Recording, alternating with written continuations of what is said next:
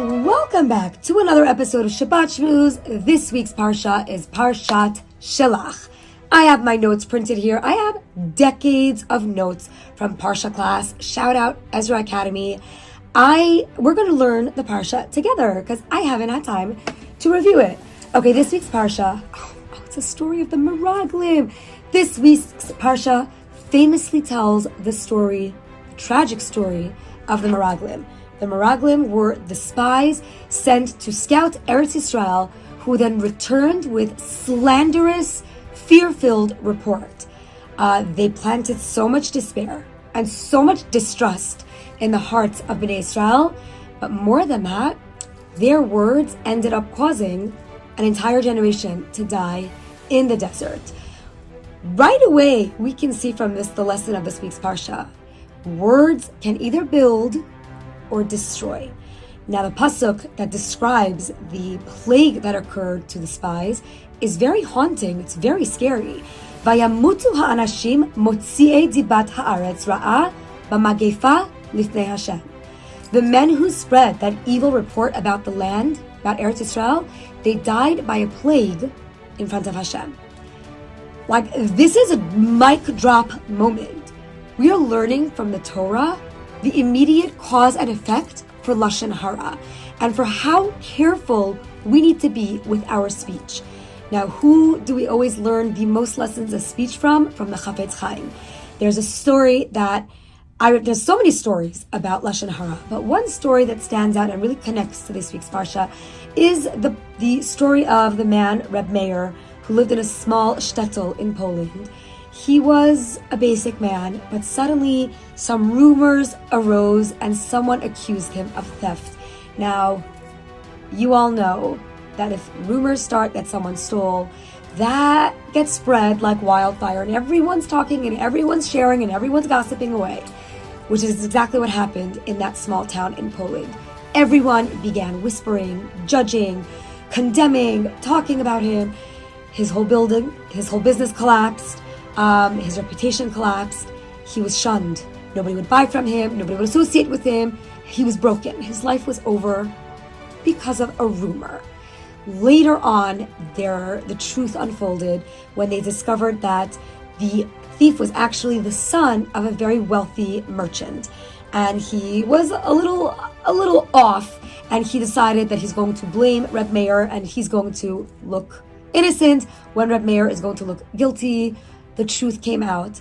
By the time the truth came out and the townspeople started to trust him again and build him again and buy from him again, the damage was really done. He already aged and he had lived a very broken life. It was many years that went by.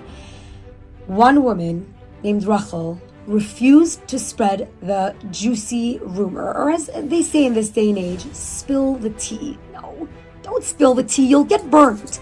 Do not spill the tea. You will get burned. Rachel told her son, everyone is talking about Reb Meir, but we don't believe it. We're not mekabel. Bidan l'kav suchus. We don't know the whole story. Maybe it wasn't him. When the truth came out that it wasn't him, Rachel's son ended up becoming sick. And she was desperate for a cure. There was no cure to be found, and no doctors knew how to treat him.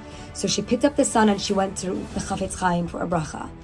And the Chafetz Chaim was analyzing the son, and he was analyzing Rachel, and he said to Rachel, did you ever have a moment of restraint where you held your tongue and you refused to speak badly about a person?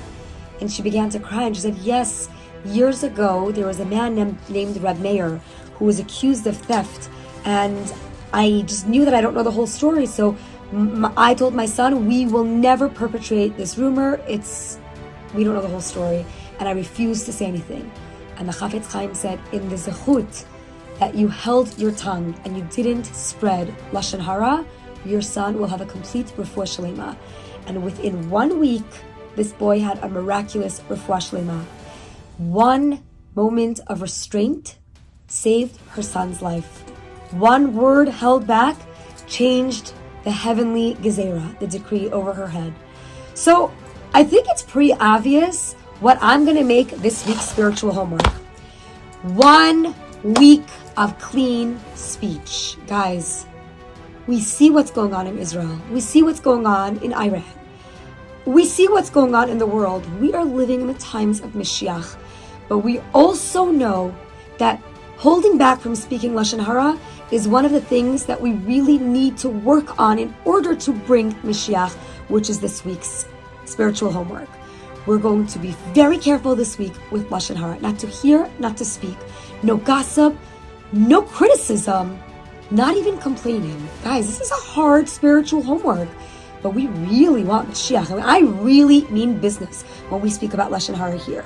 So the moment a rumor or juicy piece of gossip comes up in your mind, you're going to say, no, Hashem, I will not speak Lashon Hara because I want Mashiach.